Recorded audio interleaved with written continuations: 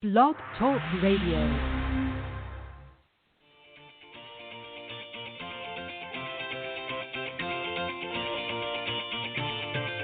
Good evening and welcome to Golf Talk Live. I'm your host, Ted Odorico, broadcasting live every Thursday, 6 to 8 p.m. Central from Panama City Beach, Florida, home of the world's most beautiful beaches. I want to take this opportunity to thank everyone for joining me on my weekly broadcast. Every week, I'll feature some of the best instructors, coaches, authors, and entrepreneurs in the golf business today. I begin with a great discussion on Coach's Corner, followed by an insightful interview with my special guest. So let's get started by introducing tonight's Coach's Corner panel. All right, good evening, everybody, and welcome to the regular broadcast of Golf Talk Live. I had a little bit of an interesting week, and I'll tell you about that in just a second, but we've got a great show for you tonight. As I said, this is going to be our regular Thursday night broadcast from 6 to 8 p.m. Central here where I am, and 7 to 9 for those of you on the East Coast, and I believe 4 to 6 for those of you out on the Pacific Coast. So glad you could join us. Had a very interesting week and got a great show coming up here, and I'm going to introduce the group here on the Coach's Corner panel in just a few moments, but and then I will we'll begin the discussion. But for those of you that have obviously follow the program and that I had a great I did a special encore broadcast, if you will, yesterday at 10 a.m. Eastern here on the blogtalkradio.com network. I was very fortunate and very blessed to have one of the true legends of the game, Mr. Gary Player, join me. So if you haven't had a chance to hear that interview, you definitely want to tune in. He's just a wealth of knowledge and just an incredible giving man, and he spent the better part of the hour with me on the program, on a special program yesterday, which I normally don't do. I normally do it, as I've mentioned a moment ago, here on Thursday evenings, but I didn't want to bump anybody off the program to make room, so I decided to create a special encore presentation, if you will. So if you didn't get a chance to listen to it, not to worry. The program, of course, is always auto-recorded, even though it was live yesterday and currently is live. But if you go to blogtalkradio.com/Golf Talk Live, or simply type in Golf Talk Live up in the search key, that will take you to the main page, and just scroll down to the on-demand section, and you will see all of the previously aired recording broadcasts there, and his will be front and center. You'll be able to see it right there. And maybe a little bit later on this evening or sometime through the week. And if you haven't listened to it, I really suggest you do. He's just, again, a wealth of information.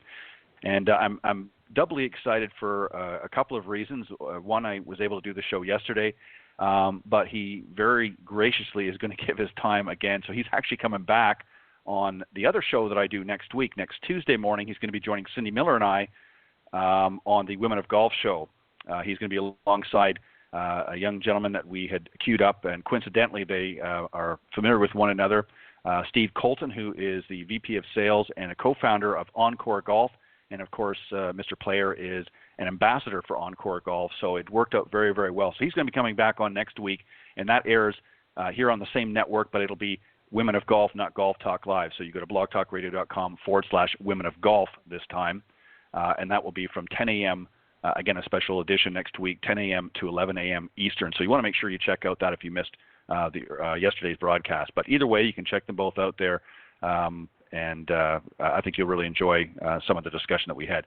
All right, as I mentioned, we've got a great show tonight. I've got a very interesting panel, and actually one of the panelists, and I'll explain in a moment, is going to be sticking around for the second half. He's going to be my special guest. And, of course, I'm talking about Peter Egazarian. He is a very generous individual and become a good friend. He's the owner and director of performance for Northeast Performance Institute. He's also the owner and president of Northeast Golf Performance. And he was the 2017 Northeastern New York PGA Player Development Award recipient. He's also a TrackMan Master and a Proponent Group member.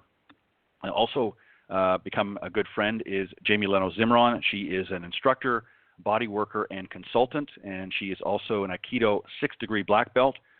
She's a Class A LPGA teacher professional, corporate and conference speaker, executive trainer and coach, and she is a speaker for Vistage International and TEC Canada, which is the executive committee. And rounding out the panel is, again, another friend, Sue Weger. She is a #1 best-selling international author of Golf, The Last 6 Inches, Change Your Brain, change your game. She's a motivational speaker and peak performance coach, and she is a 24-plus year LPGA Class A golf professional and the owner of Uyghur Consulting. Guys, welcome and thank you for joining me tonight on Coach's Corner. Thank you, Ted. Ted. Glad to be here. Yeah. Thank you, Ted. All right, I appreciate it very much. And we were talking just briefly off air, and we're all sort of caught up in this difficult time right now, and not sure what's going on. So this really provides us a great opportunity to really give some information to the listeners to take advantage of, so that we all sort of get through this process and we get back out to sort of our regular daily lives. We'll come out on the ground running, if you will. Tonight, guys, we're going to talk about what I put together was 5 ways to get kids into golf. And I'm going to sort of set the parameters here just a little bit, and then we'll start with the discussion. And I'm going to go in the order that I introduced you, and we'll just sort of keep that order throughout the discussion. As we know, golf is a game of flair and patience, and with some subtle elements of competitiveness, depending on what level you want to play. Of course, is always important if you want to succeed in. But how do we get our kids in golf? And we want to get them out there, and we want them to enjoy. But for many parents out there and adults that have children, the thought of getting their youngster out of the house during school holidays and even on the weekends can sometimes be quite a chore. And in other words, we don't want to create laziness, and because that can seep in very quickly if we don't keep them active. So getting the kids out of the house is one thing, but playing a sport they know nothing about is another. And the idea of golf may sound like a nightmare waiting to happen, but it doesn't have to be that way. So with the introduction of a lot of different things, a lot of different programs out there, golf can be something that can be enjoyed by not just the parents and the adults, but can be enjoyed by the kids as well.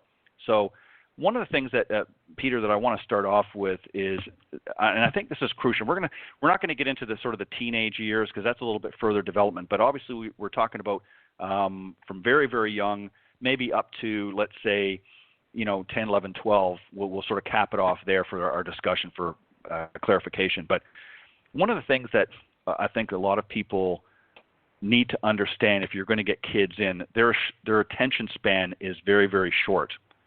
So if you're taking them to the golf course, the last thing you want to do is drag them around for 18 holes, even if it's just to watch you. And if some folks maybe don't have a golf course near them or a practice facility that's handy, there's other options they can do to introduce them to games. So talk about, first off, maybe some ways that parents can do that, can introduce their youngsters to the game of golf, and also maybe touch a little bit about the importance of, again, maybe give some examples of not getting them too overwhelmed from the get-go by having a 3 or 4 hour session. Obviously, we want to keep the time frame short so that they're not getting overwhelmed or even getting bored from doing the same activity. Talk a little bit about those areas. Yeah, I mean, absolutely, Ted. It's first of all, thanks again for having me on, mm-hmm. and I'm glad to be on for the next hour after. But with at NPI, we started 3 years old, but we're leveraging the amazing program from Kate Tempesta with Birdie Basics. She's really come out with a genius program, and it has a lot. It's very engaging for that 3 to 5 year old that is very accustomed to the structure of the free play environment and that type of learning through discovering and play. And you really are talking about an age range that's very based off discovery through play and unfortunately sometimes a little bit of failure and experimentation. What it's really important to do is, create an environment like that is going to be safe, engaging, and really they're constantly going to be asking what's next. You want to have that environment that what's next environment. And you're right. I mean, all of our programs are based to be have them changing activities every, on the young side, every 10 minutes. On the older side, as we're phasing up to that 11, 12, they're in a station for maybe, 18 to 20 minutes. So it's very short, concentrated, engaging activities with some free time in the middle, some free play, and we bookend it with structure. And, as far as the parents goes, it's difficult sometimes because if you don't have a golfer in your family, basically, whether it's a parent, grandparent, uncle, aunt, a family friend, a neighbor, there's a lot of times the parents just don't know, would like to expose their children to golf but don't even know where to start. So it's a huge awareness as the professional, or as the teacher, or as an academy or a company. It's really about raising that awareness that such programs exist. Such things really are a great way to have. What I think coming out of this is golf is going to be the thing to do. It's going to be the activity. It's going to be the healthy, open air, activity for all ages. And I think it's a real positive to come out of this, where people are going to have a desire to be outside, and why not introduce them, at a young age or whatever age they feel like engaging in it. But from that 3 to 11, standpoint you're talking about, it's just about short, engaging, fun, safe environment that is going to always, really inspire on that question, what's next? What's going to happen next? Well said. And you're exactly right. Jamie, not everybody comes from a golfing background. Not everybody had parents that played the game, that were introduced to the game. And, unfortunately, in our society, golf is one of the few games out there that's not really as integrated into the school systems as many other sports are. So I know there was recently, you may be familiar with it, but there was an interesting study that was done out in California at I think it was the middle school level, and a couple of people have mentioned this to me. And one of the things that came back from the study, when asked, if you had the opportunity to choose, whatever you wanted to do as sort of an extra curricular activity outside of school, interestingly enough, not one person raised their hand and mentioned golf. And part of the reason is golf is not really introduced at a very, junior level, except for in tournament play, and again, those that have that. So, we want to introduce, as Peter talked about, we want to introduce them, but, when they're at that age round, unless they've had some already introduction, we're not taking them out to the golf course and going through the fundamentals and going through all the rules at that point. We have to engage them in other ways. And Peter, I just want to acknowledge what you said about Kate Tempesta. She's been a guest a number of times on the show, and you're right. She has a really great program. But Jamie, just sort of playing off that initial introduction with children, what are some things that you've found to be successful when you're working with such a young age to really encourage them and kind of get them excited about golf? These are such great questions. I mean, I'm so drawn back to my start in golf. My parents, I only started playing golf because my parents started playing golf, and we're talking way, way back when in the Midwest. And we went to a little par 3 golf course. Fortunately, it was kind of pretty. It was over Lake Michigan, a little public par 3 in Milwaukee.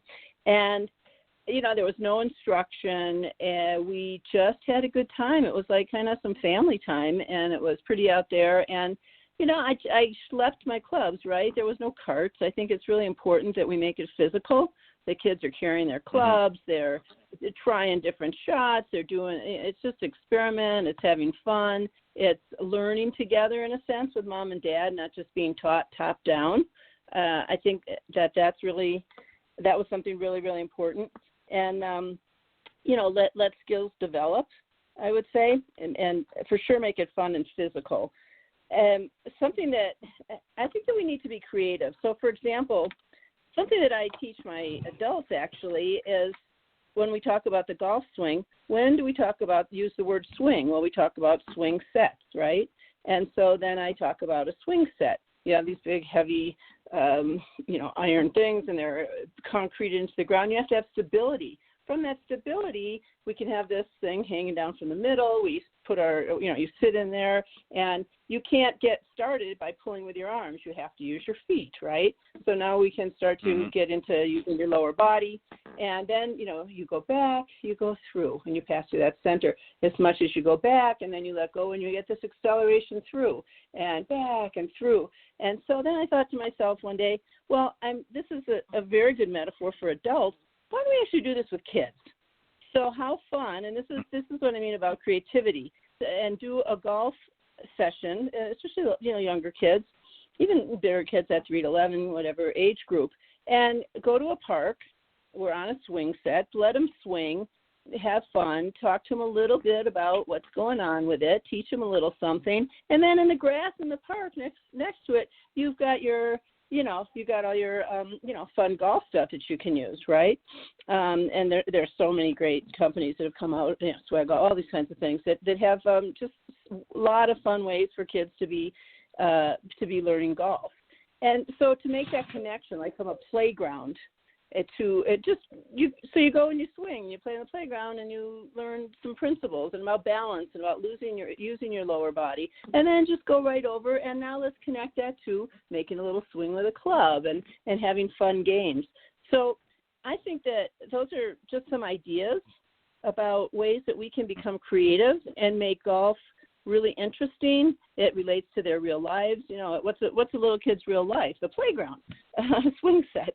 And then connected to golf, that it has a lot of sense and meaning, and that you can get a lot of really, really important instructional information to them, but in a way that's at their level that they can relate to, and it makes it fun. And I think it's also really important, I'll probably talk about this more during the session, is to talk about how do we make golf cool, because with kids, you got to make it cool. It's just not cool enough.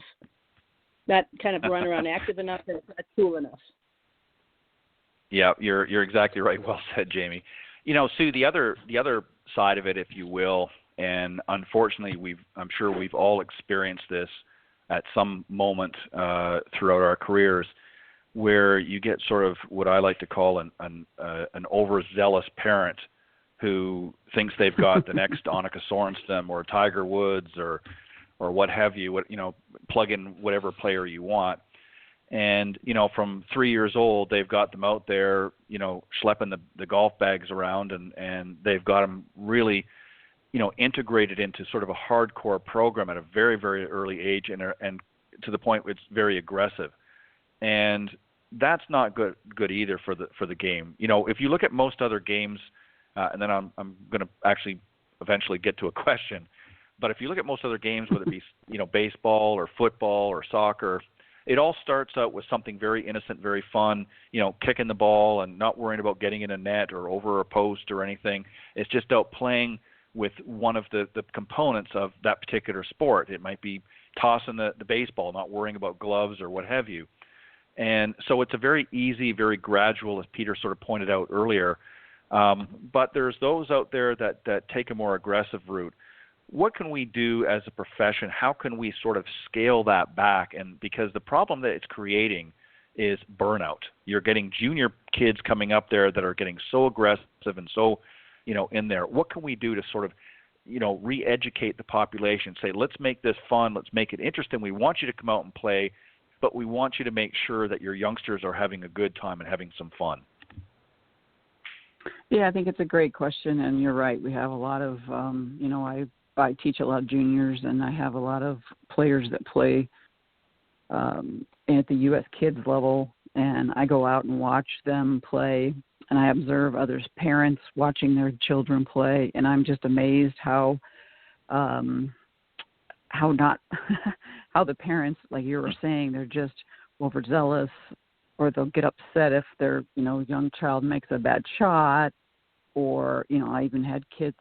Parents that were actually yelling at their own child during tournaments, it's a shame. And I think that even as coaches and us as fellow professionals in the industry, it's really important that we need to communicate to parents that what is their role and understand what their role really is, and understand that and communicate to them that, okay, your child is going to play, and remember the word play, and it's a game, and we're going to play a game. It's not going to be because you're right. What happens is all of the kids get burnt out. They're not having fun because we want kids.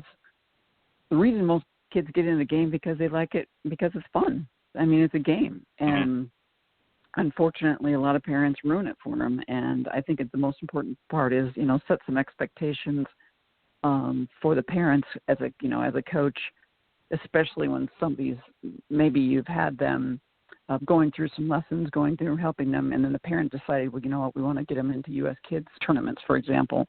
And I think you just need to set some expectations and then talk to them and create a relationship that's safe for the child.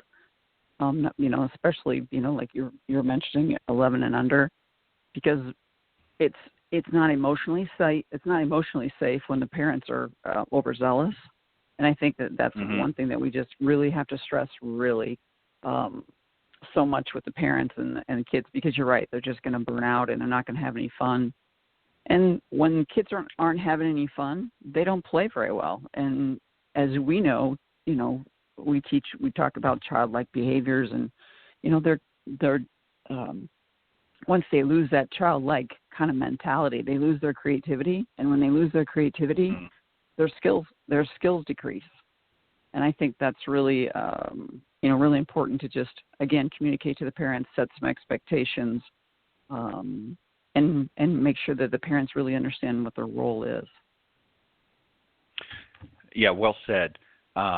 You're exactly right. One of the other things too that I think parents need to understand is that we all know golf difficult enough on its own, and as adults, we see anxiety, pressure get the best of them out there. We've seen people on tour who have, for lack of better words, cracked under pressure and lost a tournament.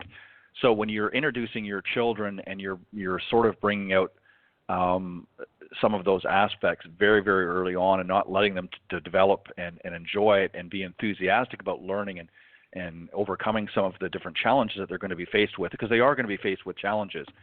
And, I think that sometimes if we are pushing them, too quickly, then again, they're faced with situations they're not quite prepared for. I mean, we go to school for a reason, to be prepared for life. And, we don't just automatically get pushed into grade 12 or into university. We go through several years leading up to as we develop. And the same thing is with anything you do.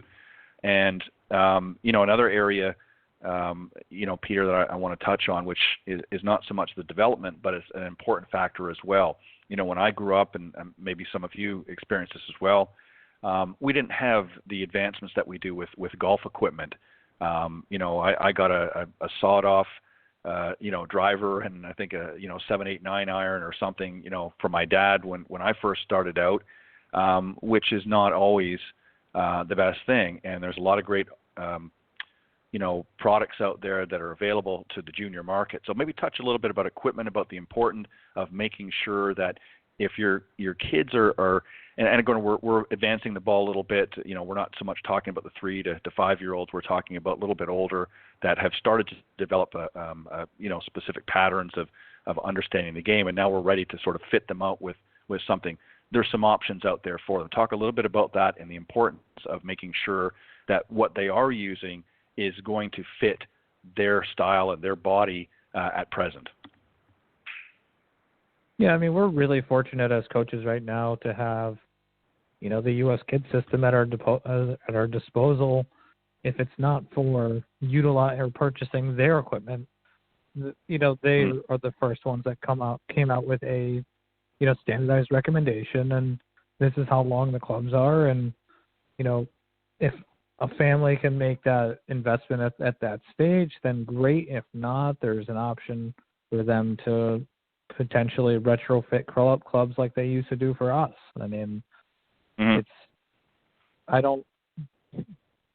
I'm a huge proponent of, children having well-fit clubs, but we turned out just fine. With my cut down set of 85 Wilson blades and a persimmon driver cut down to nothing. I figured it out. Yep. But I mean, you're right. We've advanced to a point where we have the capacity to really help kids when they've reached that point where, they make a decision that they want to advance their game. And, no matter what stage, if that's the choice you're going to make and that's your desire, then well-fit clubs are exceptionally important. So, for my situation, I'm very fortunate to have a teammate with, Chris Cody's Golf Shop where they have everything. They're a top 100 club fitter in the country. Like, they do an excellent job taking care of the person, no matter what age. So I think up until that point, and, we do whatever we can up until that point to provide equipment for the kids so that, they can make that investment if they'd like, but if not, there's the option of, still sampling golf. And, when that time comes, we facilitate the process and we make sure they're getting exactly what they need to take that next step. But, I think there's, going back to, you're mentioning how you started and, I started and most of us started. There was no structured programming. It was, here's some clubs that we think fit you. Here's some access to the golf course, and go figure it out. Like, the only thing I was ever taught when I was a kid was how not to ruin the golf course. Like, how to fix a ball mark, how to rake the bunker, not to drag your feet on the green, play quickly. That was the extent. Like, so fortunately, I think we've really come far with understanding how certain kids at certain ages learn, and how equipment at certain ages and heights and points of development can really help their growth. So it's great. I'm interested to hear what Sue and Jamie have to say about it. Yeah, I agree, and that was well said. And you're exactly right. You have to sort of look at each situation a little bit differently. And I think it's important to make sure that each of your students or the children that are getting involved, first and foremost, let's get out there, have some fun.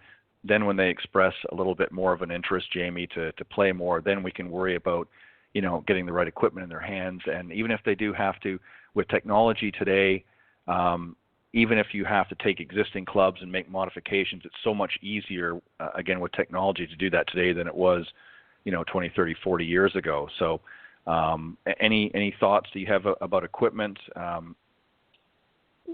Jamie? Yeah. I mean, so how many of us grew up on what we used to call cut-down clubs, right? So you take a 3-wood or a 7-iron, whatever it was, and it belonged to even your dad, whatever. Maybe it was a steel shafted iron. Who knows what it was, and you just cut it down, right, for your height. Well, it took me and it worked, right? We did all right with it. It seemed like the length was the most important thing. But I think that people should become aware, and I really wasn't aware of it till much later, that every time you shorten a club, you're basically stiffening the shaft. So, and we found out that kids, of all things, kids need much more flexible staffs just because of the state of their muscular development and all of that. So I think it's important that you can do cut down clubs, and some people do that, and some to this day, and need to maybe for the economics of it. But just to be aware that happens with cut down clubs, which is why the club makers have done such a brilliant job of creating clubs that are designed for kids. Now, with the right shaft flexibilities and lengths and those things, and you really see it in a junior clinic, because often you'll have kids who have, they're different ages. Maybe you got a 5-year-old and a 7-year-old and a 9-year-old, and that they're different heights and et cetera. And you'll see a little kid with an iron that fits a 9-year-old, and a 5-year-old, it's just really too long, and you see how they struggle with it. So I think fitting clubs for kids' size and their strength is important. One of the things that's really cool is that there are junior sets that basically can grow with the kids, because I think parents all know how hard it is that you get these clothes and these shoes, and the kids grow fast, right? You just spent all this money, and you got all these great shoes and clothes, and the kids grow out of it. Well, if you are fortunate to hand me down, that's great, but it's expensive, and you can't really afford it.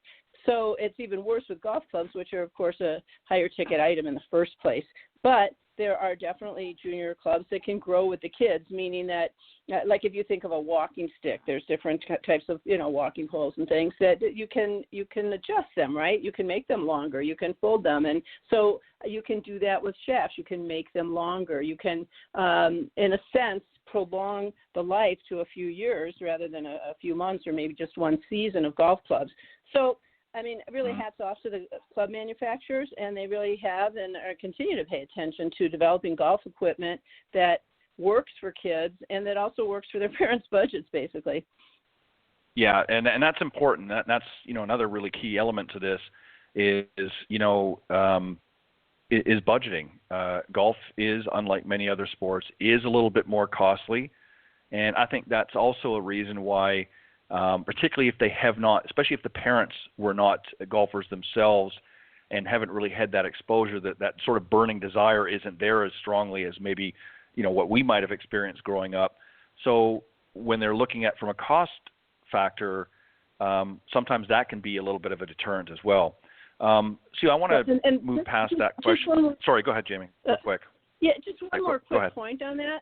One more quick point on that. I think for kids and adults, one of the difficulties in growing the game is that golf is not that easy and that fast to pick up, right? And it can become very frustrating very quickly. So especially for kids, if they're struggling with a club that's way too long or way too short or too heavy or whatever, it just adds to the frustration factor. And I'm sure Sue's seen this, just we do these free even clinics for kids through the LPGA, and you get such a variety. You'll have 50, 100 kids showing up for the thing, and so you're just working with all these kids, and it is so obvious it in a moment the difference it makes to have a club in their hands, in a kid's hands, that he or she can deal with, and how extra frustrating it is, and therefore more of a turnoff if they can't even begin to manage this club, or if it's too little too. I've seen bigger kids have just a tiny little club, and they're just like, it just seems like a little kid's thing, and it doesn't work for them. So in either direction, but it is really important, almost extra important. I think kids don't have the same adaptability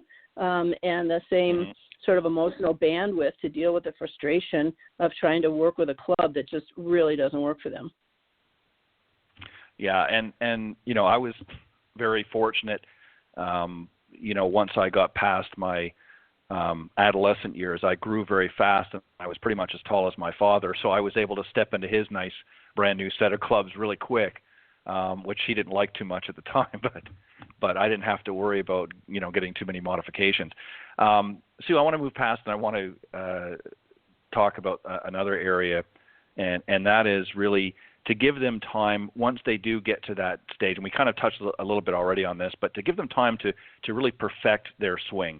The key to anything in life is practice, and children, are certainly notorious better at gripping a sport from a very young age, as their attention to detail and perfection is actually greater than, as we get a little bit older, and they're learning the ropes. So when we introduce, to the children to golf, we got to make sure to give them enough time to practice, and perhaps taking them, later in the evening as an example, when, things are not as crowded and as busy, and giving them an opportunity, to practice a little bit, because, again, that leads to the frustration. So maybe talk a little bit about that. How do we balance? We've started them off that, they've taken an interest in the game, and they see that it's fun, and they know that it can be challenging, but they're rising to that challenge. But we have to balance that. We have to make sure that they're getting enough time in to practice so that they're going to see some improvement. So let's talk a little bit about that. Well, you have to, just like any skill development, whether or not it's math skill or English skill, it's all about what are they retaining, and then what are they practicing. And I think that, especially with golf, we all know golf is not it will never be a perfect game, in the sense that, golf is not a game of perfect, as Dr. Bob Rotella always says. But I think it's really important that, you know, the parents that are taking them out to practice is like, what are they practicing? You know, as we don't want, you know, the game itself is a comprehensive sport. So it's putting, it's chipping, it's pitching, it's full swing, it's playing in the bunkers, that type of thing. And I think just like any other type of a skill development, whether or not it's, you know, bunker play or having some fun in the bunker. And I mean, I have kids that we go into the bunker and they're drawing things in the bunker because it's just, they need to have some creativity time. And then we, like Jamie was saying, is like, be creative and allow them, especially the younger kids, because they want to play, they want to have fun, they want to be creative. And I think sometimes when the regimen of practice is too put in a box, I think the kids get bored really fast and then they don't want to go practice. So I think it's really important to make practice fun and create an environment that, like, okay, we are going to work on something. Here's our goal. You know, like I said, it might be putting or chipping or pitching or whatever. But just make it fun and have always then, like, here's our skill development, here's our activity, and then at the end of that particular practice session, let's make a game out of it. Create some type of a game so they remember it and they can anchor it and they have some type of retention, and then they create that it's fun for them, and rather than it's like, okay, I'm going to stand on a range and hit balls like us adults do in the wrong way so many times, because we think the golf swing is the only thing that's the most important part of golf. Well, I just think you need to teach the game as a holistic approach and change out the practice sessions so that they can have that creativity and they can have that, again, understanding all the different aspects of the game. So I think each of the practice sessions, just like when they go to school, they go to math class and then they go to English class and then they go to recess or, you know, physical education or whatever. And that's how I teach it. We create because kids like to have, you know, variety and they like to be creative and they like to have fun. So, you know, and kind of depends on the age group a little bit too, which this Sure. group here has been talking about. But I think creating a practice is make it fun, make it creative, but again, you know, have variety in it. Yeah, I think that's critical, really for anybody, even for adults. I think one of the problems and I think we have to remind ourselves as instructors that even though now we're dealing with adults, and I'm going to just shift gears real quick for a second, then I'm going to get back to it. But, you know, this is one of the biggest complaints that we hear a lot of our students is that, you know, especially when we're encouraging them to practice certain parts of their game, you know, particularly the short game. Well, you know, the reason I hit my driver most of the time on the range is because it's boring, you know, chipping and putting around the practice green all the time. And, you know, so we have to find ways of engaging them in more creative and fun and interesting things to want them to get out to practice those things, because we know that's what scores. Mm-hmm. We know, you know, yes, hitting a great drive and you know, putting it out in the middle of the fairway is a great start, but there's many other shots that follow, or hopefully not too many. But the problem is that they're not really, you know, they're not really enjoying that aspect of the game. And Peter, the other thing that I want to talk about, the next point was really, we've already touched on this, so we can kind of bypass it, but it was really to keep it fun and keep the criticism low, because this is one area, you know, if you want your youngster to get out of anything, I don't care whether it's golf or some other sport or even an academic endeavor, you know, when you're hypercritical of that child, they're just going to shut down.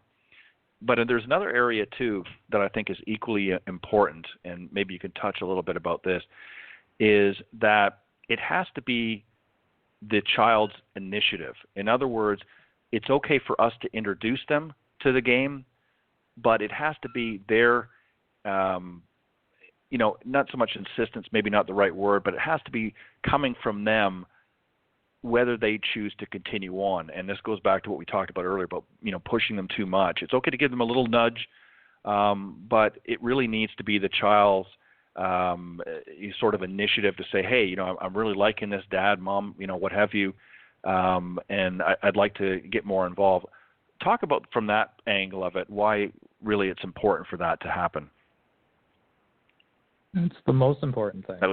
I mean, it's about exposing your kids to whatever you might expose them to. It doesn't matter whether it's dance or, it's golf or it's, sports in general, or it's fishing, or they're going to tell you right away, that was awesome. I want to do more of that. And if it happens to be golf, and we hope it is, as, professionals that really are, here to grow the game and introduce more people, great. And they're going to really take it and run with it. And then it's really for the people and the young people I'm coaching, it's recruiting the parents to understand how they can support their junior golfer and the growth, regardless of the point of development or the age. It's really creating the first team around their child. They're the parents are the most important part of the team, in my opinion. And it doesn't, as you're going, and they're learning too, because unless they were exceptionally, they started in a young age and they played their whole life, and if their child is progressing so well that they end up playing competitive junior golf and college golf, unless they've had that experience themselves and navigated those waters as well, it's very difficult for a parent to understand their own role and how they can best support their child on this sport or activity that they chose to do. So as their coaches, it's really important to, just as much as you're helping the child, you're helping the family as well. Yeah, and that's really what it's all about. Growing up as a kid, and obviously that can change once you get into the teenage years. We're all guilty of it. But I'm going to speak for myself, but I enjoyed being around my parents. We did a lot of fun things and stuff. And then obviously, there comes a point in time where you want to, you start to have that inkling to branch off and do other things.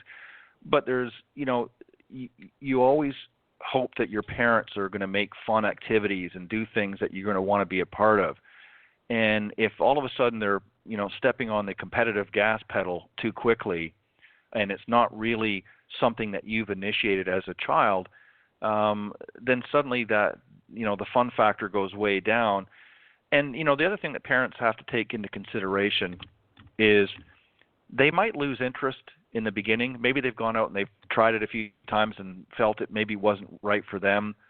Don't do the typical parent move and say, well, we went out and bought you the clubs and, now you don't want to play and yada, yada, yada, because you might be surprised a few years down the road, once they've been introduced to it, and we all know this ourselves, you get bitten by the golf bug, you hit a couple of really good shots and it keeps bringing you back. At some point later on, they may pick it back up again. If they don't, they don't.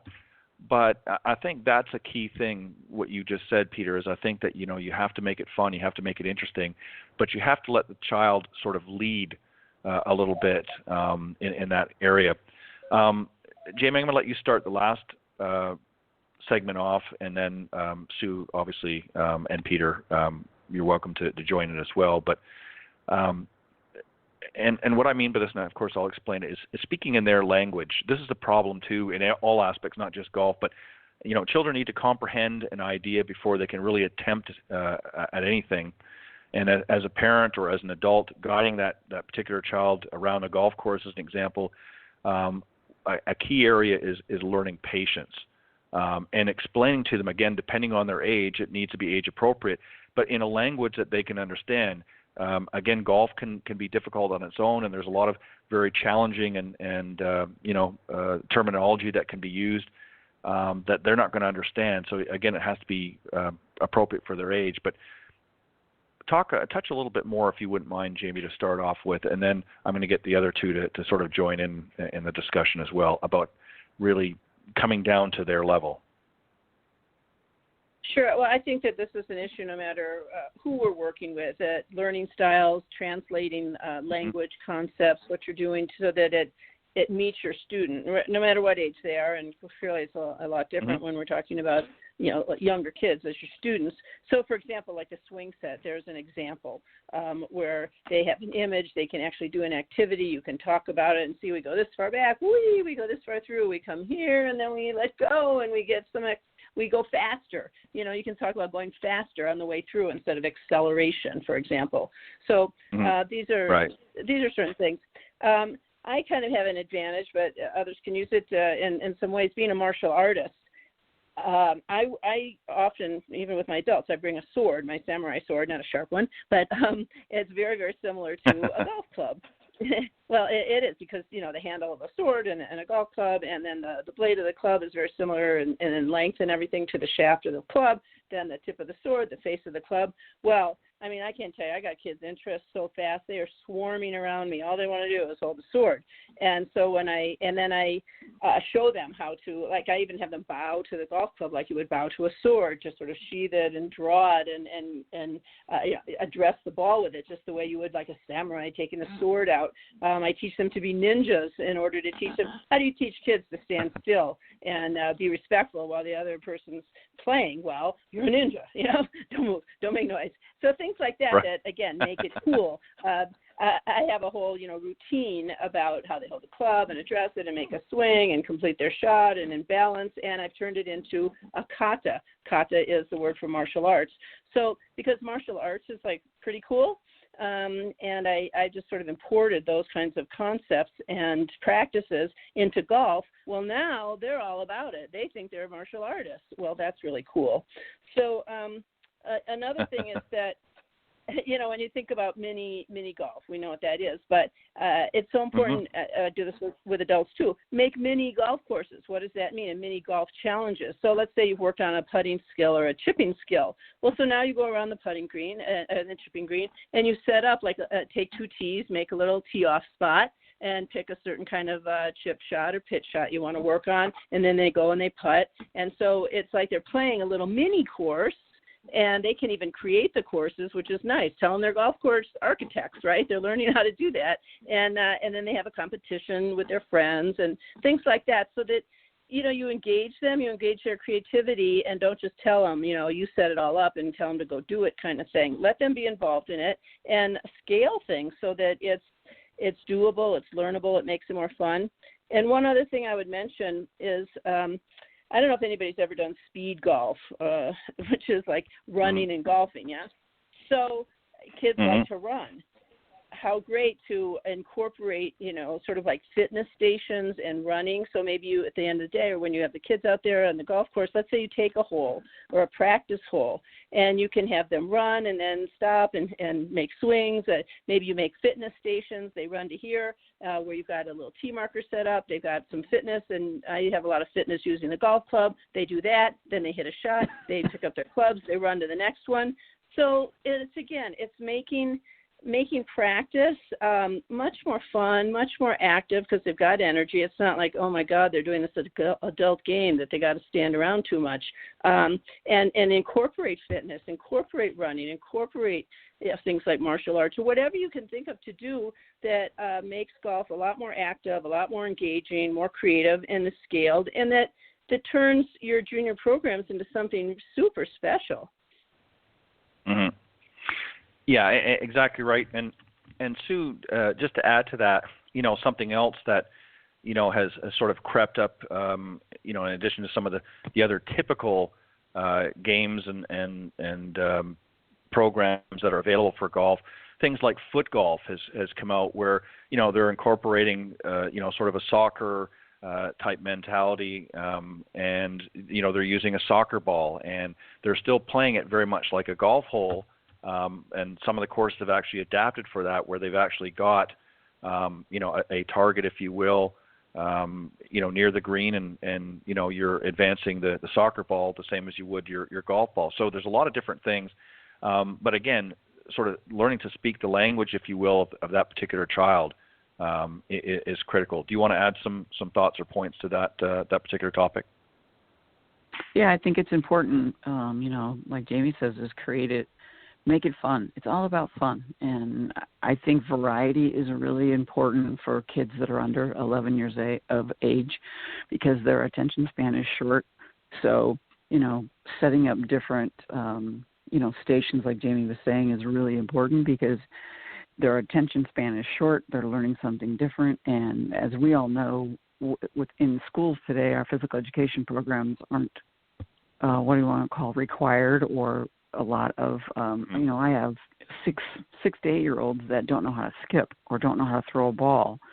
So set up stations and create help them with different motor patterns, because the better we can teach them in regards to all athletic movements, in regards to motor patterns, the better they're going to be. As we all know, golfers, are athletes, and so we need to teach them different athletic moves. And I love what Jamie said in regards to kicking balls, throwing balls, balance activities. Be creative, and that's where the kids love coming back, because I have kids that come and we do. The first thing they want to do is we set up a fun little obstacle course, and we change it every time they come so that they're doing something different, because kids like the variety and they like to have fun. And then we're like, okay, we're going to work a little bit on, throwing a ball underhand to help them with motor pattern, or skipping or running or whatever it may be. So, kids, we all know that kids need physical development activities because they're growing, and every day everybody's a little bit different. So their motor patterns are different. Even though I can have 2 6-year-olds, but their motor patterns might be totally different, and their motor skills could be totally different. So I think it's really important to have that creativity and create different physical skills for them. That's a very interesting point. Sue, that's fantastic. I think it's really, really true.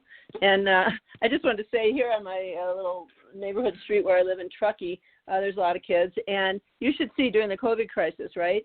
I go out for a walk, and the kids have, with chalk and stuff, they've made all kinds of hop, skip, and jump and hopscotches, and I don't even know what. And people keep adding to it on the street. You can go for the length of about 5 houses on my street, and people come. The kids, they do it safely, right? But they're doing all these kinds of things on their own during this crisis. So they've made their playground stuff. They've drawn on our street here. It's really terrific. Yep, exactly. Yeah, and that's, and I think, Peter, if I was to take away something very positive about this crisis that we're going through, is I think it's forcing people to kind of go back to a little bit more of a basic. Even though, yes, people are still going online and still looking at videos and finding other ways of entertainment, but it's also having a different effect, just as Jamie pointed out. And I want to touch on something that Sue just mentioned that was, I think, very important. Maybe you want to add some thoughts to it. Because of this technological age, and so many kids are, typing or texting on their phones and things like that, the motor skills of a lot of these young kids coming up, their development, because of lack of sports engagement, are really, for lack of better words, I've noticed, compared to sort of an equal set of their age, 20 years ago, they're much more coordinated in some ways from a sports perspective. So how do we combat that? We've got a generation or generations coming up that are, certainly very tech savvy, very smart when it comes to that, but their motor skills are lacking. And, you can't just sort of put something in their hand and say, swing this, when their coordination is not very, are there things that we can do to maybe help them to gain that coordination through some of the other things that Sue had mentioned or Jamie had mentioned? I think the byproduct of what Jamie was just talking about, this crisis to them, is not depending what age they are, this is not a crisis. Mm-hmm. This is no school or remote learning for a specific period of time. Right. I get to see mom and dad way more than I've ever seen them before. It's encouraging this at-home community that we've been lacking for a long time now, because all the adults are grinding. Yep. They're trying to make everything work, and obviously this is very unfortunate. People are very sick. People are unfortunately dying. Sure. But from the eyes of a child, they could end up, depending what age they are, either having this be something that's extremely tragic if they're older and a senior in high Sure. school or a senior in college, or if they're younger, like Jamie was talking about, they could remember having a hopscotch that was 5 houses long, and it can be one of the most fond memories they have as a kid because they had dinner with their parents every night, or parent, or whatever the home dynamic is. Yeah, you know, exactly. It really could end up being that and be maybe a catalyst for these younger kids to get back to playing outside, and hopefully they have an environment where they feel comfortable and safe that they can do that. Like it's things went in for a period of time in a different direction than they did, for 20 years. When I was growing up, there was no option. I had a computer, but it did nothing. Like we had internet, but we had a dial-up modem that we had to go through AOL, and it tied up the phone line, and Dad was mad that we were tying up the phone line, and like you know how that went. Now they can't. They're not going to end up. Mom and Dad aren't going to like sit there and encourage them to be on a device all day. They're going to tell them to go outside and play if they're in a safe environment, or to do something. Get out of the house type of thing. And well, on that note, hopefully. I think it's. Go ahead, real quick. Go ahead, Jamie. Go ahead, Jamie. Oh, I think that is a tremendous byproduct. It's like, we're all we have right now is our devices and virtual reality, and we're in screen time, and it's almost like we're so gorged out on it within 2, 3, 4 weeks. People have a whole new level of desire to just almost the old-fashioned things, right? Be out, be physical, actually have real human physical contact. And so I think that it's an odd but a wonderful byproduct is that, people are just had enough of technology and want the real physical, experiential, interactive stuff. So I think we're going to return to that part of our lives in a new way. And relate a little bit differently. We're still going to have a lot of screen time, but it's going to be different, I think.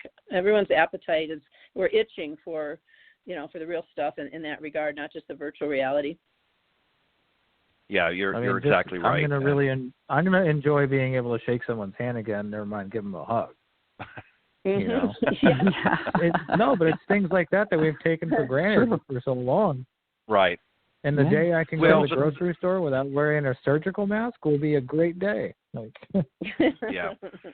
Well, I think what this whole situation that we're all going through right now has really done is it has given us a greater, obviously those of us that have grown up in a little bit different circumstances like we've talked about already sort of have an understanding, but I think it's allowing the newer generations to have a greater appreciation for human contact, because when you're isolated and you're not able to see your friends, or you're not able to get together with other family members as easily as you did. It's one thing, it's funny because what's interesting is I've heard people say, boy, I wish I could, go up and hug my sister one more time or my brother one more time, but we can't because of the social distancing. But yet they maybe hadn't seen them in a month or something like that. But now that they don't have the same accessibility, you take it for granted. When I can go any time down the street, or I can go, a couple of miles, whatever it happens to be, and go and see that cousin. But now when that ability isn't there, it's amazing how suddenly you long for that. So I think that's going to come out. Great discussion tonight, gang. I think you hit it right on the head. I think people hopefully will have a better understanding. We always talk about growing this game, and really, we want to serve the people that are already in the game, but we want to make it accessible for those that are maybe not traditionally grown up in a golf family, and we want to make it fun and interesting for them. So for those coaches and teaching pros that are listening to the show, hopefully you've picked up some things. I'm sure a lot of you already know what to do, but hopefully we've been able to help expand a little bit more on some possibilities and how to approach this situation. And for parents out there that are maybe in a situation where you've got kids and you've thought about getting into golf, but you're not sure, and again, hopefully we've opened that door a little bit wider for you. So those are just some things that I put together for tonight's discussion. What we're going to do now is we're going to wrap up this session. And Peter, since you're going to be coming back, I think what I'm going to do, because you'll have an opportunity to do it later, is first off, I'm going to thank all of you for doing a great job in Coach's Corner. But Jamie and Sue, and we'll go in that order, if you want to just let the folks know if they want to reach out to you, and then I'll end that segment. And then Peter, I know you're going to take a quick break, and we're going to get back on for the second half of the show. So Jamie, go ahead. How can the folks, reach out to you if they want to contact you? And then Sue, you go after her. Sure, just a couple different ways. My website, www.kiaigolf, K-I-A-I, golf.com. You can find me that way. You can write to me at Jamie, Jamie, at kiaigolf.com. You can call me. I always like the phone. I liked it before the COVID crisis. 760-492-4653, golf. 760-492-GOLF. And two things that I want to mention is that my very classic and award-winning golf series, DVD series, is now digitized, so that will be available in about a week forevermore online, which is really exciting. On Monday, April 27th, so about 10 days away, I'm doing a special seminar for the LPGA, and it's called Where Business Meets the Green. So it's about that intersection of golf and business.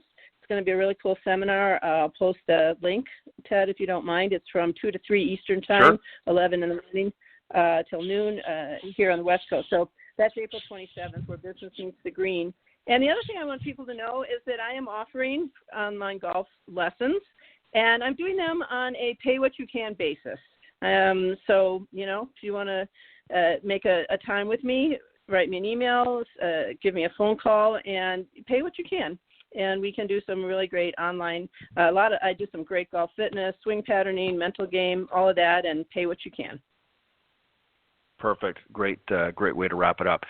Sue, what about yourself? The folks want to reach out to you, and if there's anything specific that you want to let the listeners know at this time.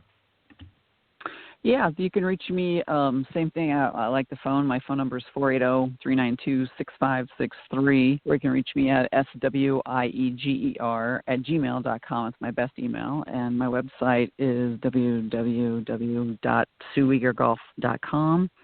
And you can, any of you that need any help with the mental side of the golf, I've got the #1 best-selling golf book out there that Ted mentioned earlier. It was called Golf, The Last 6 Inches, How to Change Your Brain, Change Your Game. And I'm in Scottsdale, Arizona, so beautiful time of year right now, so come on out. And, and I do online lessons as well, so come on out to Arizona. I know it's kind of like, but not very many people are traveling, so reach out to me if I can help you out both in the physical side or the mental side of golf. So thanks for having me, Ted. Not a problem, ladies. Thank you very much. And Thank you, Ted. Thank you all. For the listeners out there, take advantage of that. Get in touch with Jamie or Sue. Again, they're offering online opportunities there to connect with them and keep your game sharp so that when we're able to get back out there and actually enjoy the game at its fullest again, you're going to be better prepared. You're not going to be rusty. So, ladies, thank you very much, and I look forward to you joining me next time on the Coach's Corner. This was great. Thank you all. Take care, everybody. Stay well. All right. Thanks. All right. Bye-bye. All right. And as I said, Peter is going to be joining me in a little bit back here in just a few moments. He's going to stick around as my special guest for the second half of the show. But just a couple of quick reminders. Golf Talk Live is brought to you by the iGolf Sports Network and Golf Tips Magazine. iGolf Sports Network is a live stream broadcast and media production company providing top quality programming designed to attract the golfing enthusiast. And Golf Tips, the game's most in-depth instruction magazine, offering insightful reviews on the latest equipment, tips from top LPGA and PGA teacher professionals, all designed to help improve your game from tee to green. So subscribe today at golftipsmag.com. And both the print and digital version are available, and you can actually get both. There's a great deal there. Check it out. Go to golftipsmag.com. Again, for those of you that maybe are joining a little bit later on in the program, yesterday I had a very special encore presentation of Golf Talk Live.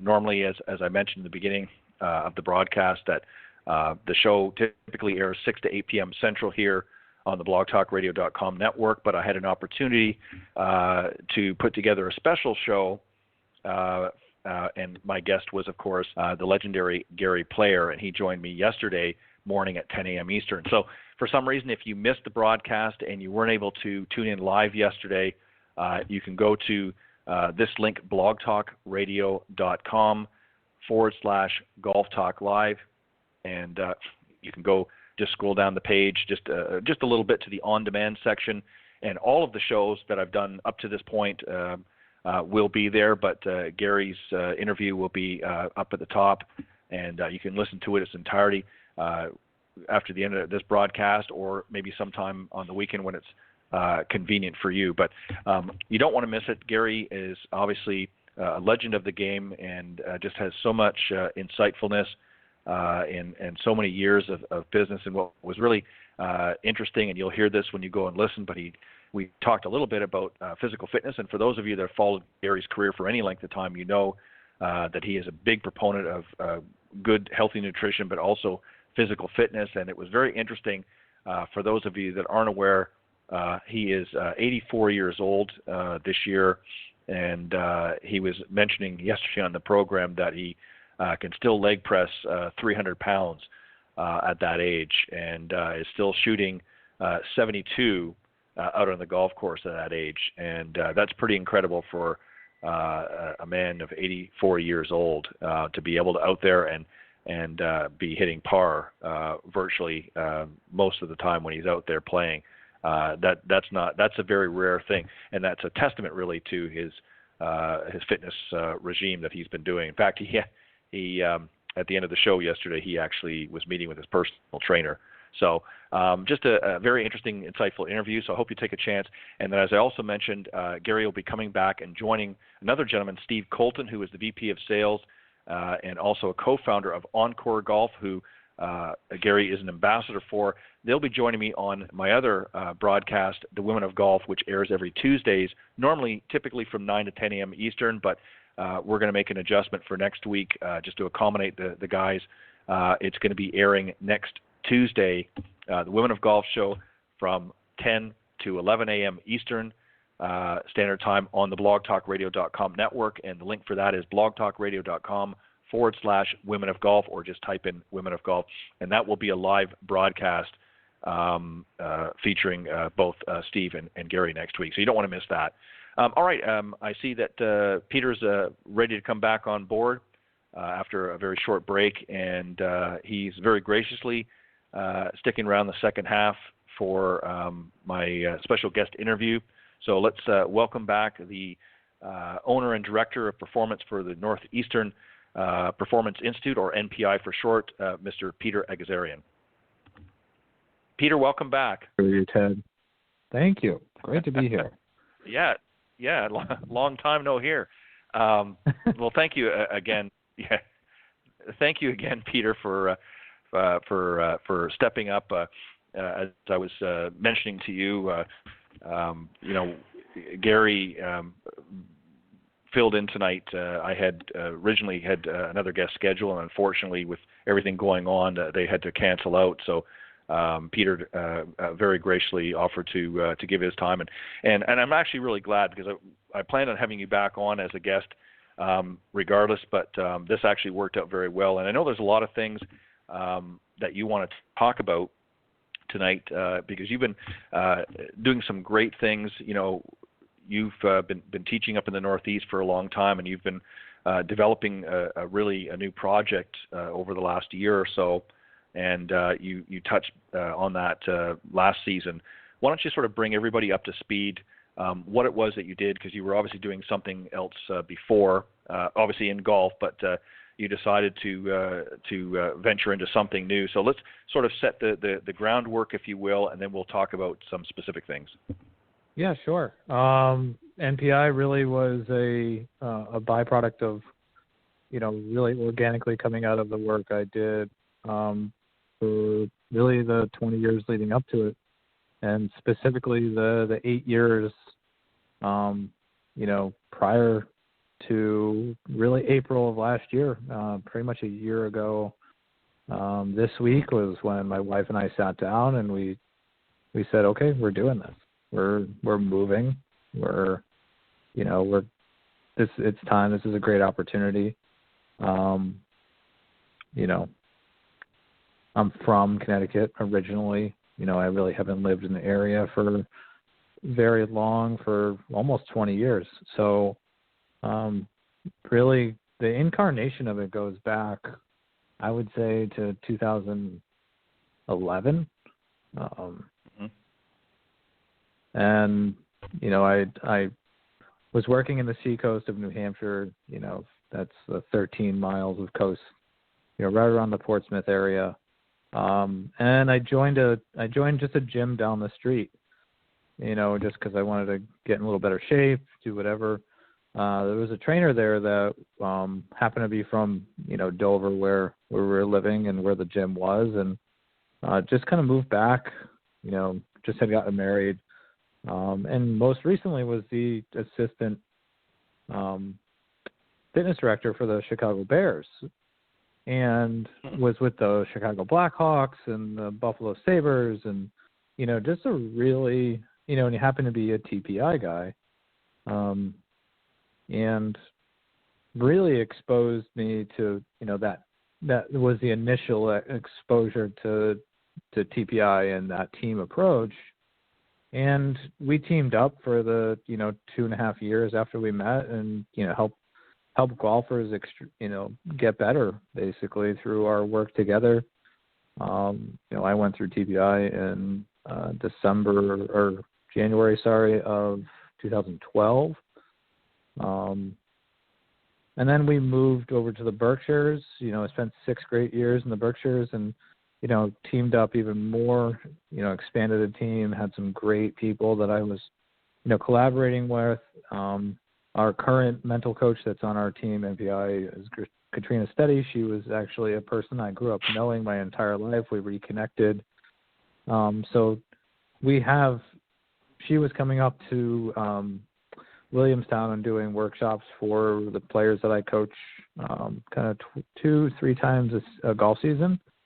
And we do maybe one event over the winter because, for what I do, I coach year round. And really the team organically and the concept organically came about of having golf coaches, mental coaches, and not just fitness professionals, but people with a physical therapy background. The team that's around the player to give a truly comprehensive, full care environment. So not only with that, my team with NPI, we really partnered with Chris Cody's Golf Shop, was a top 100 Golf Digest golf shop and a top 50 in North America golf.com club fitter.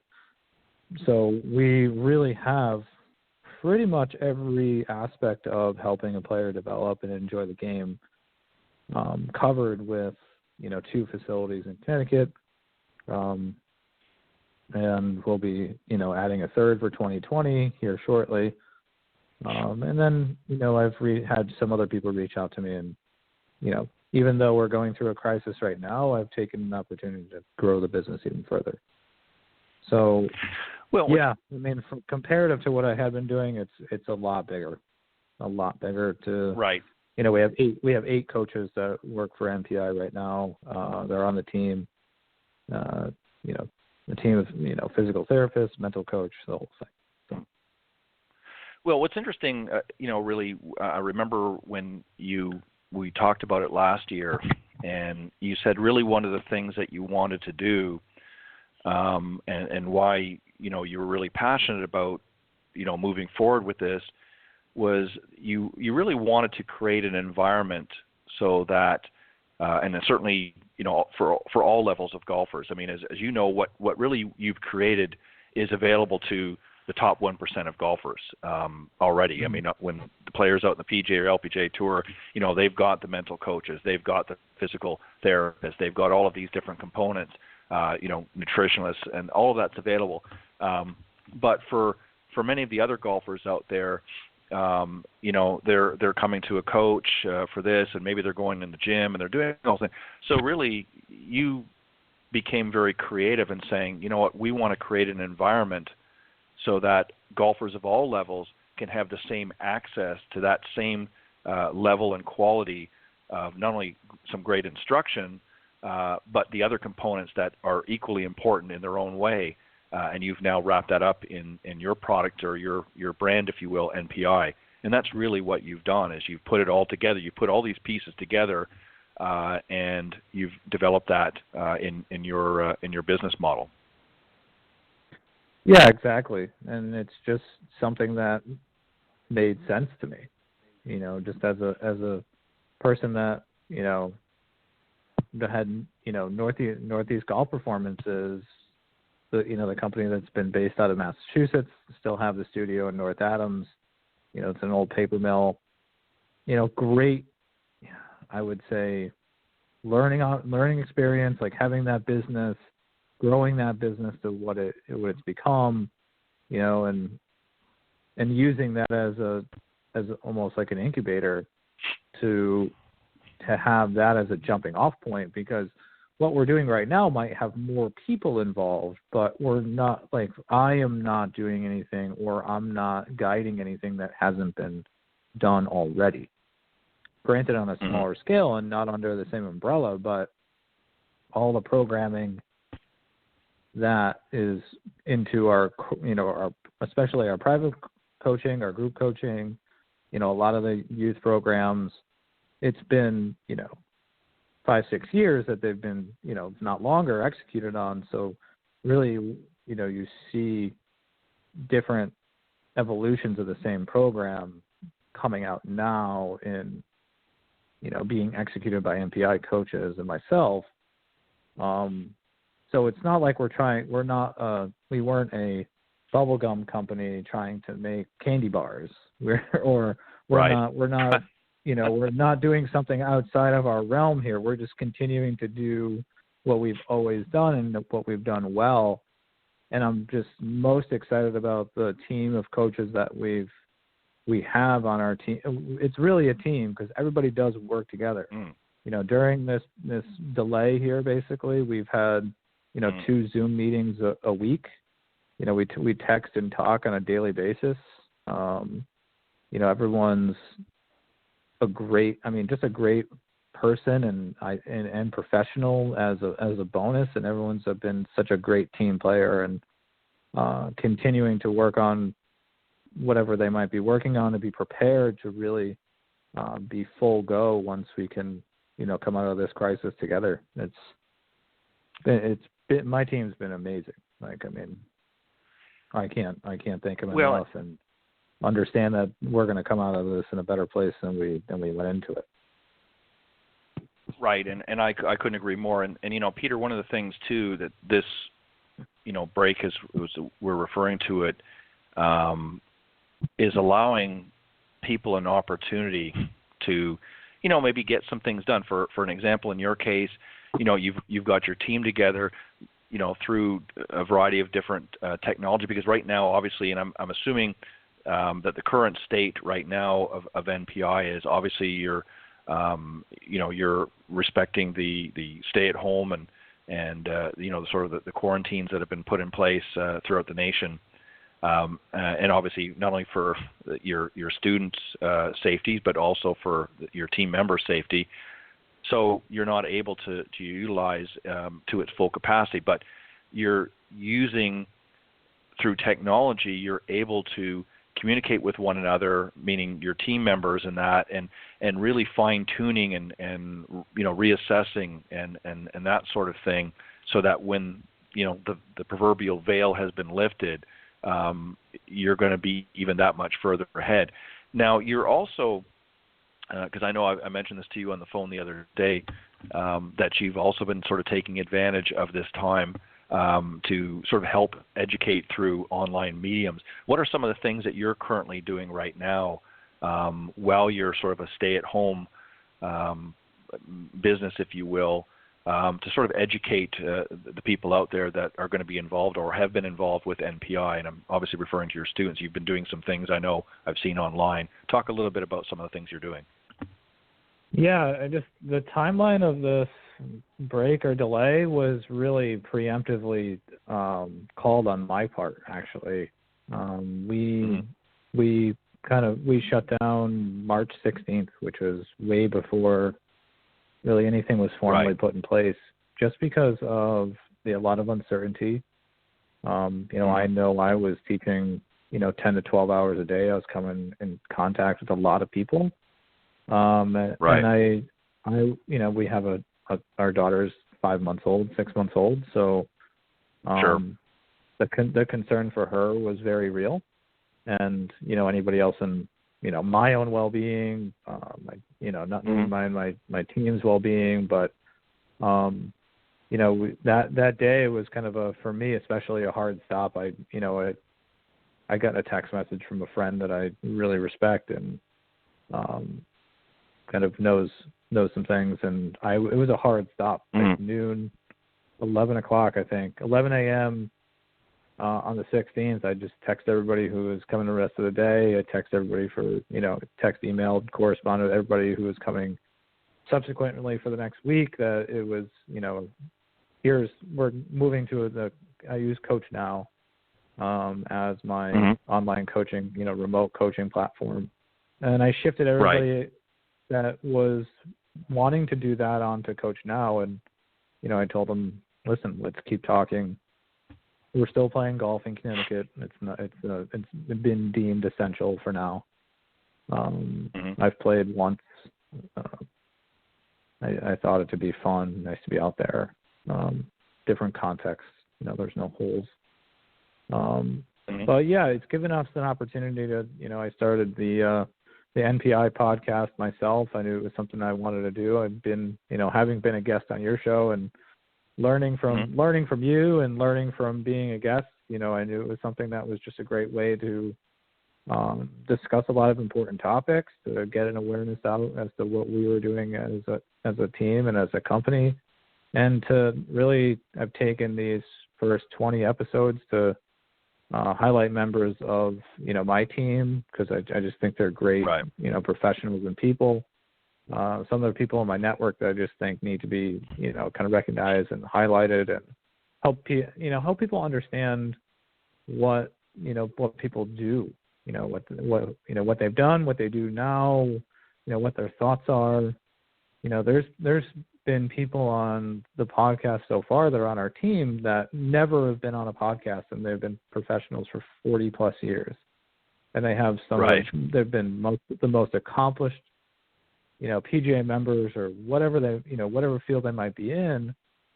No one's ever heard their thoughts or their stories, and I felt as though it's been, first of all, on my part, really fun, just to ask, leading questions for them to have the ability to share stories or just share their viewpoints and their experiences that they've had through golf, and it's been great. I have a lot of positive feedback, and this break has allowed me to do a lot more episodes and allowed me to get it set up and really get it rolling. So I've learned a lot from you, Ted, so thank you. Well, I appreciate it, and I'm always glad to help out. And I agree with you wholeheartedly. What Golf Talk Live has allowed me to do is essentially the same thing. Is to be able to reach individuals that maybe normally you wouldn't reach, and share.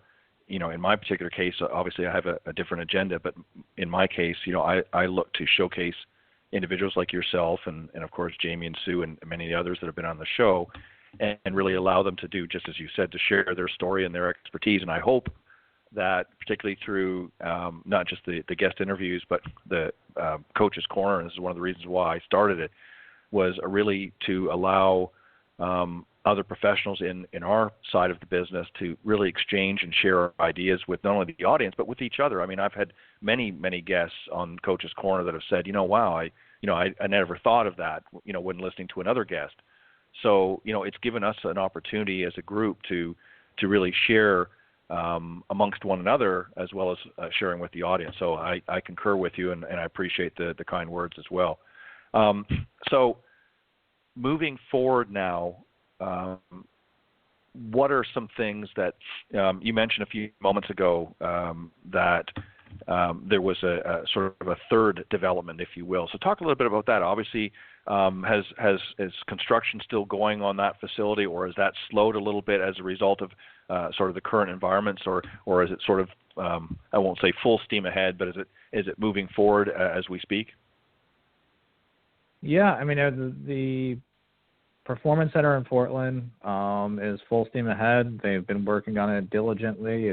It's a building now. It's just not a field. There's a huge building, which is actually far bigger than I thought it was going to be. The garage, the overhead doors are 16 feet tall. Like, I mean, it's huge. Wow. The ceilings are going to be 16 feet. It's enormous, and it's so exciting to see it take shape because it's right down the street from our house. I drive by it all the time, and they're doing something every day. They're out there. We're looking at pretty much we're going to come out of this crisis hopefully with a brand new Performance Center in Portland. Chris and his team have, done an amazing job just, in conjunction with some ideas from me as well, just getting that facility, mastermind, getting everything from permits and everything. Just they are full steam ahead. They've made incredible progress. Southington, Chris and his team have used this, and myself have used this break to really, keep renovating the facilities, really clean up the facility that was so neglected for 20 plus years. I mean, there's a short game area with a bunker, everything is artificial turf. There's a bunker there where I don't think a single grain of sand was ever swept back into the bunker in 3 years that it existed. And I went out there with almost a snow shovel and just shoveled everything back in. And, Chris and his team really cleaned up the short game area. And, there's an indoor studio that we have there, and then a cement slab that had some mats on it that, is 6 feet by, 50 feet long, and we bought a nice piece of turf, just secured it down a couple of days ago. So really, and then just really using this time constructively.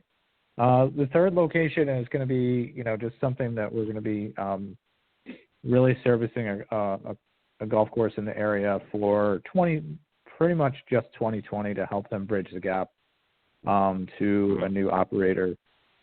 And we're just taking over the coaching and player development, but it is north of Hartford, so a lot of people that are in Western Massachusetts, will be able to I'll still be able to coach them. They'll still have some great programming.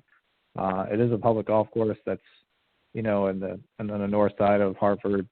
And we'll be doing a lot of community outreach, especially on the youth side. Our junior coach is Evan Lambert. He just left Hartford Golf Club this past year. He's been with us all winter, as all of our coaches have been, doing great work, working together on writing programming. And we have just the NPI pathway through junior golf. It starts at 3 years old with 30 basics. We go at 6 years old, they get into Operation 36. We're helping them bridge that gap from being on the range to on the golf course, starting at 25 yards from the hole. And then on the other side, we have, PGA Junior League. We have, just a real pathway. And then it branches off at 13, and we have the kids that want to play competitively, have a competitive youth program if they don't want to and they just want to enjoy playing golf. We have Golf for Life on the other branch. And if they reach, 15, 16 and they still want to continue to play high school golf, but really college golf isn't in their future, then they branch over to Golf for Life and they continue to build and really enjoy their experience playing high school golf. If they want, then at that point to continue on to college golf, and they go into the junior elite program. And it really is a pathway and then we have our collegiate elite team for the kids who are on collegiate rosters that, live locally or don't. So really taking them from 3 years old potentially all the way through college on the youth side is, that's what we call it. We just call it the NPI pathway through youth junior golf. And then from there they can branch out into whatever level of adult programming they want to engage with, and we can help them throughout their entire life.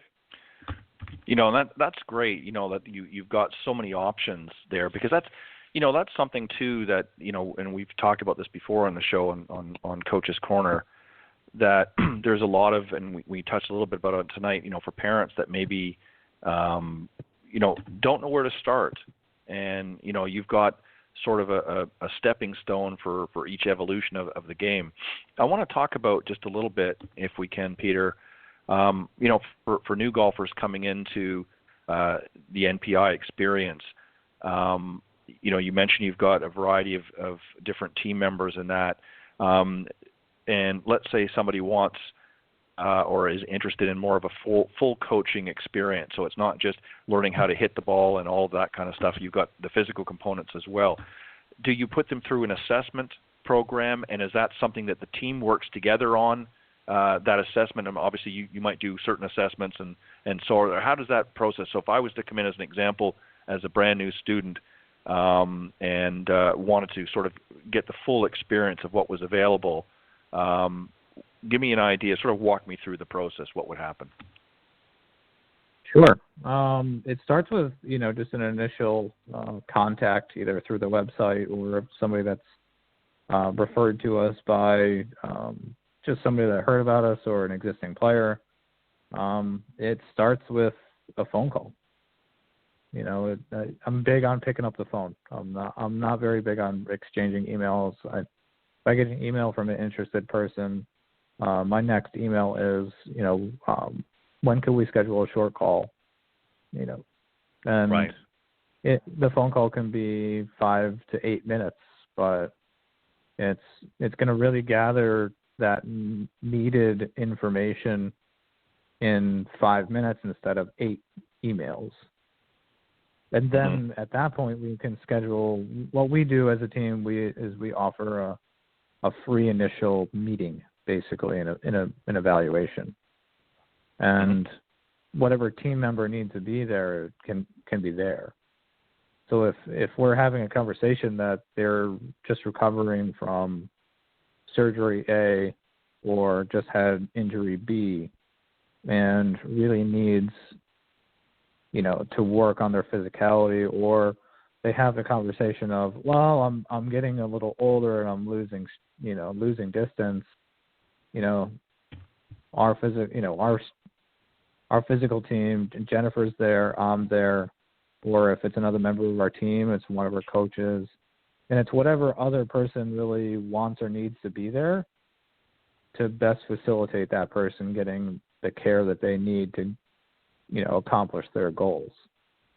So it doesn't matter whether it's a youth player or adult player, someone, in the older generation, it doesn't matter. It starts with that. That's a no cost initial meeting.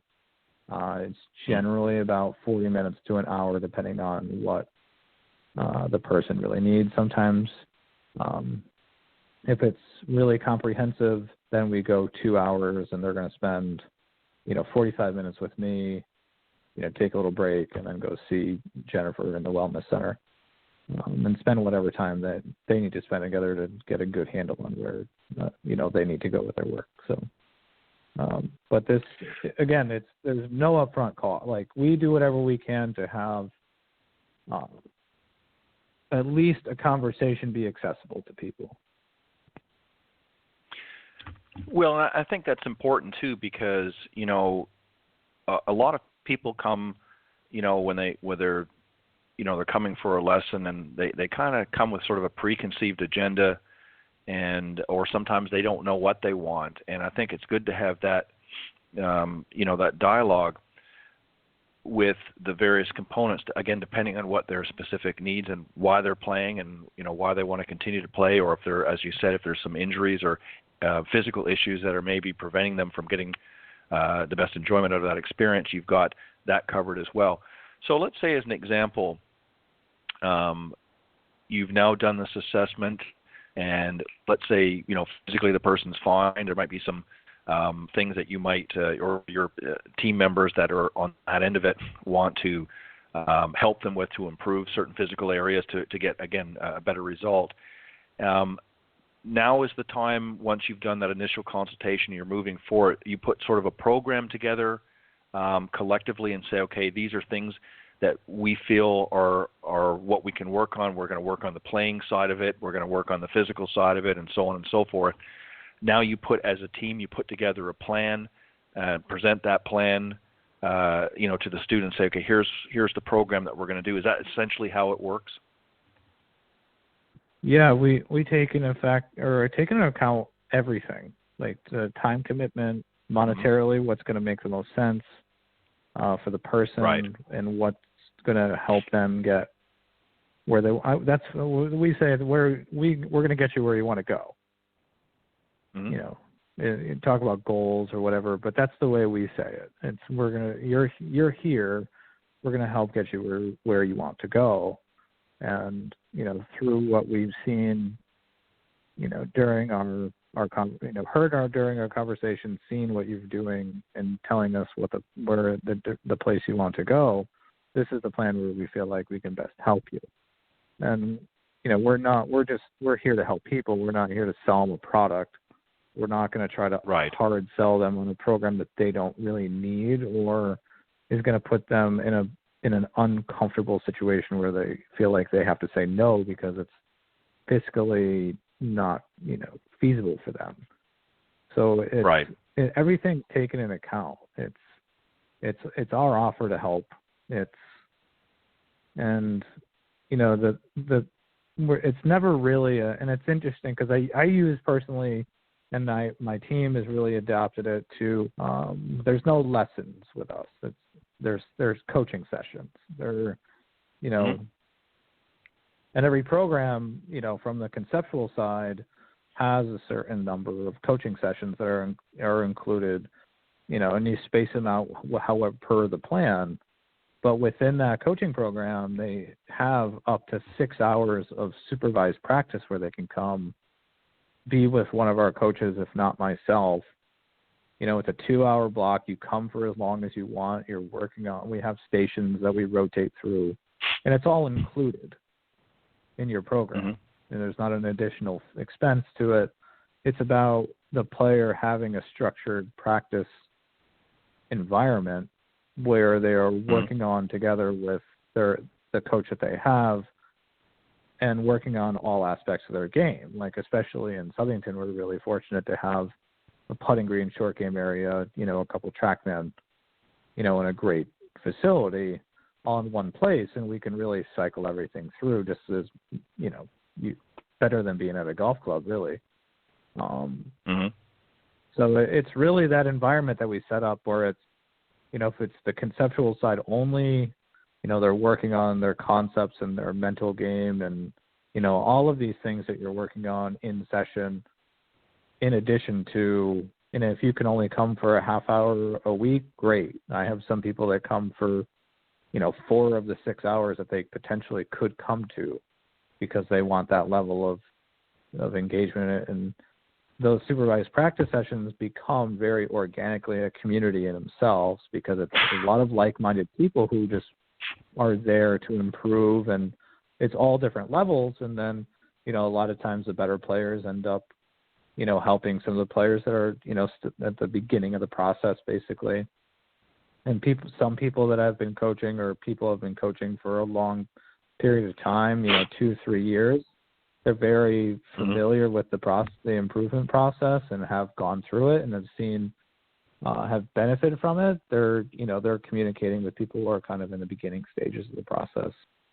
And it's very fun to see people become friendly and, become friends and play golf together that, met each other at these supervised practice sessions. Well, what's unique really, Peter, about NPI is that, typically when we think of golf instruction or even coaching, typically I think one of the problems that used to be this way was, somebody would come out and, well, we're going to, book you 5 lessons, or we're going to do that. And, really many of the other components that you've talked about weren't there, or they would have to go somewhere else. And like I said, maybe work with a personal trainer at their gym. And it wasn't always really in conjunction or sort of melted together with an overall plan. It was sort of, and I hate to use the word cherry pick, but, they would have their lessons over here for golf, and then they would have this over here. And it really wasn't sort of a concerted effort. And I think really what you've done here is you've said, okay, golf is not just about striking the ball solidly, and it's not just about, executing the proper stroke. There's other components. There's the mental component to the game. There's the physical component to the game, and there's other things as well. There's strategy and so on and so forth. So really what you're doing with your team is you're able to, again, obviously everybody's situation varies, but you're able to offer a sort of an all-inclusive program to say, hey, if this is what your objective is, if you're coming in as a junior and you're having aspirations of playing high school and collegiate golf and whatever happens after, then you can put a specific plan together at NPI that is going to help them to achieve those goals.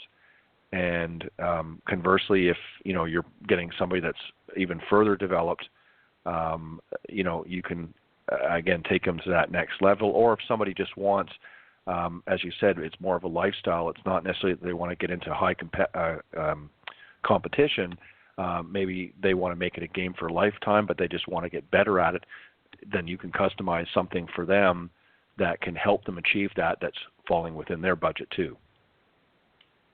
I would say, Ted, that the thing that we have, like, overall, that, and you're exactly right. You're exactly right. There's continuity. There's a really a comprehensive, like, plan, really a widely held ambition to help people. Like, that's the widely held value of helping people through everybody on the team, and that was the prerequisite to be even considered to be on the team. Because I had to have an overwhelming desire to help people. Doesn't matter if it's golf or not. If they need a ride somewhere, right, they need a ride somewhere. But the one thing that we, are doing here from the competitive side that really nobody else, and especially the Northeast, is doing is we're one of the few places that has a competitive men's and women's elite team. That not only is, like, I coach it, we have one of the best players in New England history in Kyle Gallo, he's won every state open in New England. He missed the PGA Tour by a shot. He was on the nationwide tour for 5 years. It's like, he's a great, and on top of being a great player, he's a great coach. He's a great person. So you're not only working with myself, but you're really working with Kyle, and he's sharing his experiences and guiding the process from the inside. And, I mean, where can you go to be with other competitive people that play at the state and national level and really develop your game and have this kind of resources? Like, right. We talk about introduction all we want, and you could talk about the free classes beginner classes we do for people who are just looking to get into it. But when you look at the competitive side of it, we're offering this comprehensive experience in a group environment with other competitive people that is very structured down to the point where there's tiers and pods, and then people train within likability. Like, if you play at a national level, you're training with other people that train that play and compete at a national level. If you're a person that is competitive at the state level, you're training with other people that are competitive at the state level. If you're a club player that's competitive, you're training and really developing with other people that are competitive at the club level. It's designed this way. It's exceptionally structured. And I just think Kyle brings a whole dynamic to it. In Southington, Ron Beck's the director of golf coaching. Him and I are doing it in Portland together. that alone is very different than anything that's being done, especially on Northeast. There's on the West Coast and in the South, there's a lot of clubs that are on the higher end that all have elite teams. They travel, they play each other. It's something I got exposed to it at Taconic when somebody was there from the Olympic Club elite team, and she told me all about it, and I was like, that's fantastic. That's right. And I've just taken what a lot of these upper end clubs are doing and really bringing it again, like you're talking about, bringing it to everyone. Mm-hmm. Well, and that's the thing, is that's really the key is, nowadays we're in a unique position in so many ways with what we've learned as we've progressed along in every profession, but, particularly, we're talking about golf, but is we're able to take some of the key components of, making a more competitive player and a better player and understanding what it really takes. Again, for many, many decades, it was a very sort of simplistic process, 20, 30, 40 years ago.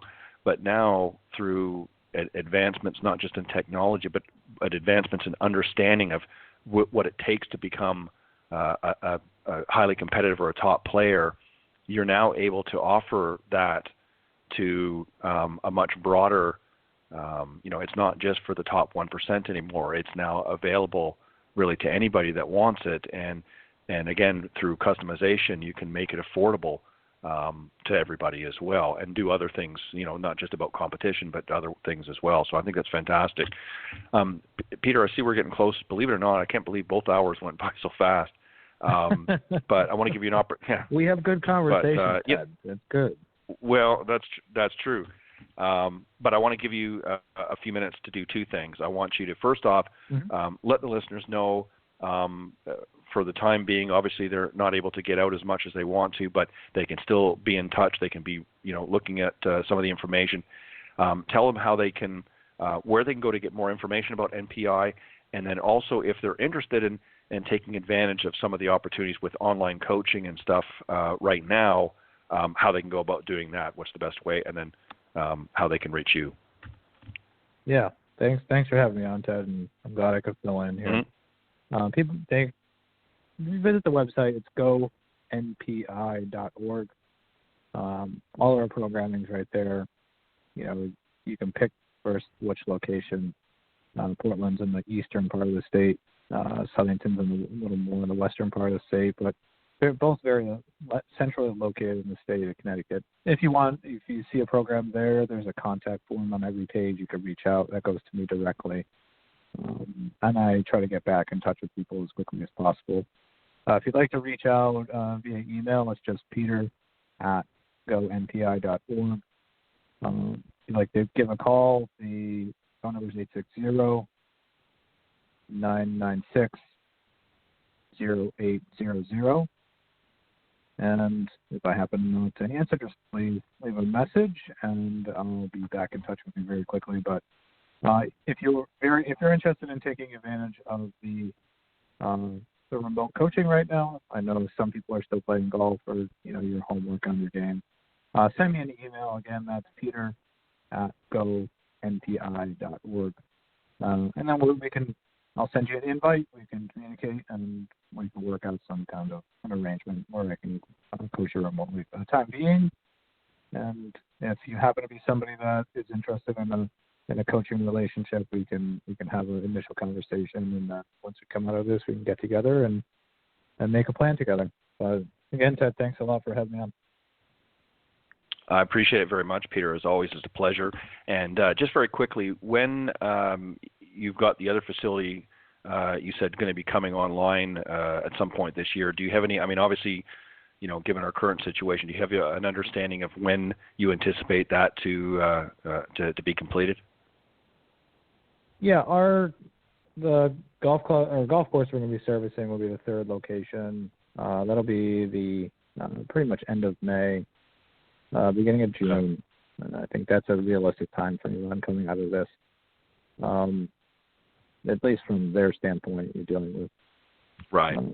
but the facility in Portland looks like middle of May. That's going to be fantastic. We're working on details for open house and grand opening and all of these things that are really exciting to do and very fun. Southington, I'm not sure when it's going to reopen, but it is a double-decker driving range that, driving ranges are allowed to be open right now. It's been closed for roughly 3 weeks as a precaution, and just for the safety of the people who will be, patroning the facility. Sure. I think that's going to be reopening sooner rather than later, actually, with a lot of precautions taken. Our coaching looks like it's going to potentially get back online as soon as non-essential businesses are allowed to operate. Some of my players, I worked on them a little bit while we were playing.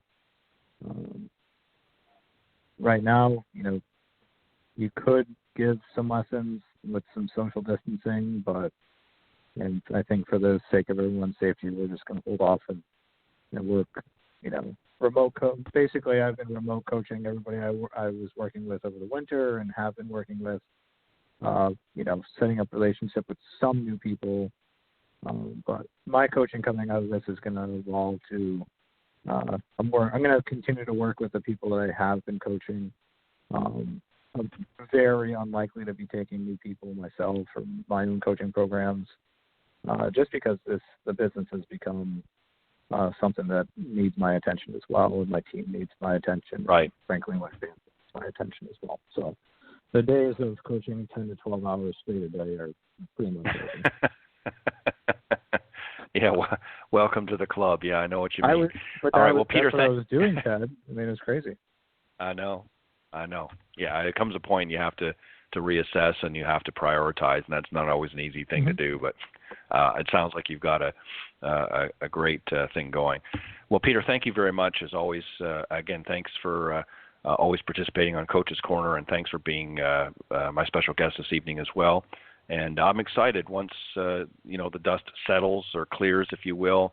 I'm going to make a point of coming up and checking everything out up there in your neck of the woods. So we'll talk again real soon about that. But until then, have a good weekend and be safe always. And I look forward to you coming on again next time on Coach's Corner. Thanks, Ted. You as well. All right. Bye-bye. All right, that was my very special guest and also a team member on the Coach's Corner panel, Peter Egazarian, the owner and director of performance for Northeast Performance Institute, or NPI for short. And I believe the website is gonpi.org, and you can find all of the information, including their contact information if you want to learn more about some of the programming, and also you can reach out to Peter there as well. About some of the remote coaching that's currently available, but I'm sure they'll be giving updates on the website as far as the facilities are concerned when they'll be reopening. After this particular is behind us. But great guy, always a pleasure having him on the show. And also, I want to thank Jamie Leno-Zimron and Sue Weger for also coming on this morning. Or on the, sorry, you can tell I'm getting tired, on the first part of the show with Coach's Corner alongside Peter. So thanks, gang, for doing a great job always. And don't forget to tune in next Tuesday on the Women of Golf at 10 a.m. Eastern for a special edition of the Women of Golf show with my good friend and co-host, LPGA professional Cindy Miller, as we welcome Gary Player and Steve Colton to the show. It's going to be a great show. And again, just to remind everybody, if you missed yesterday's special broadcast of Golf Talk Live featuring the legendary Gary Player, you can go to blogtalkradio.com/Golf Talk Live. Once you get to the page, just scroll down to the on-demand section and you'll see the link there for the recorded version. You can listen to the show in its entirety. It was a very good interview. I think you'll enjoy the show. So thank you, everybody, for tuning in. God bless. Be safe out there, and I will see you next week right here on Golf Talk Live.